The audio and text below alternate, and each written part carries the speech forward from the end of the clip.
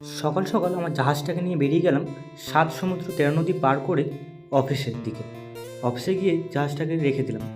জাহাজ রেখে হেলিকপ্টার নিয়ে পাই পাই করে দৌড়ালাম অর্ডার ডেলিভারি করতে। অর্ডার ডেলিভারি করতে গিয়ে দেখি আমার সামনে কাঞ্চনজঙ্ঘা পাহাড় দাঁড়িয়ে আছে। আমিও এক লাফ দিয়ে কাঞ্চনজঙ্ঘায় চড়ে বসলাম।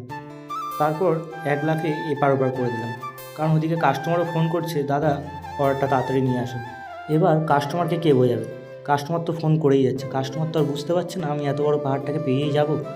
যাই হোক, অর্ডারটা ডেলিভারি করে যখন ফিরছিলাম তখন দেখি চারিদিকটা কেমন মরুভূমি হয়ে গেছে। সবাই মরুভূমির বালি চুরি করে বাড়ি নিয়ে চলে যাচ্ছে। আমিও তাই ভাবলাম এক মুঠো বালি নিয়ে যাই। তারপরে ভাবলাম না, কিছুদিন পরে তো এখানে উটও চলবে, তাই ওদের কথা চিন্তা ভাবনা করে আমি আর বালি না চুরি করে চলে গেলাম। তারপর কিছুক্ষণ মরুভূমির বালি ডেলিভারি করছিলাম। ডেলিভারি করে আর ভালো লাগছিল না ডেলিভারি করতে, তাই কিছুটা বালি বস্তায় ভরে বাড়িতে নিয়ে চলে আসলাম।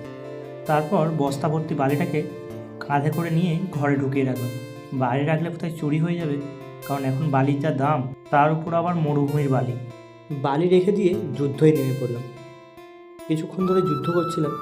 এমনি তো যুদ্ধটা মাই করে, আজকে মা নেই বাড়িতে, তাই আমি একটু যুদ্ধটা করে নিচ্ছিলাম। যা গরম পড়েছে, যুদ্ধ করতে করতে প্রায় হাঁপিয়েই গেছে।